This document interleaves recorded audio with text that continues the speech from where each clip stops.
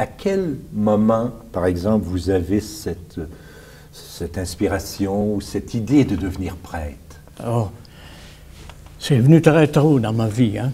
Comment? Alors, à quel moment vous... Oui, parce que dans ce temps-là, là, et je ne sais pas si ça se fait encore aujourd'hui, il y avait des retraites au début de l'année. Alors, on commençait l'école à 6 ans et on a eu notre retraite, là.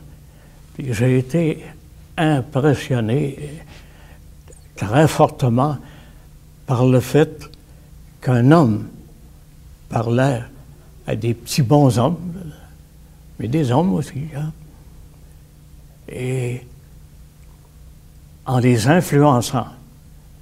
Alors, quand on me demandait après ça, qu'est-ce que tu vas faire plus tard, je répondais, un père qui prêche.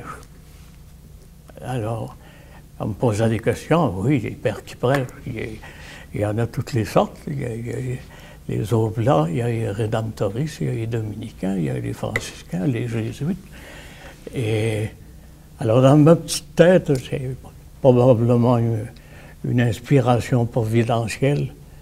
Il fallait que ça finisse par un.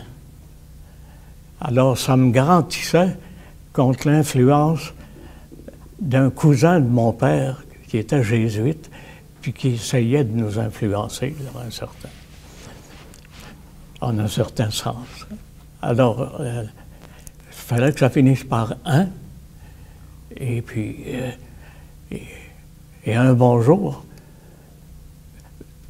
j'ai vu l'équation, en lisant, j'étais beaucoup friand d'histoire, en lisant un livre d'histoire, la phrase suivante, les dominicains, autrement appelés frères prêcheurs. Alors, j'ai mis les deux ensemble. Ça finit par un, puis c'est des pères qui prêchent. Alors, c'est comme ça que ma vocation est née.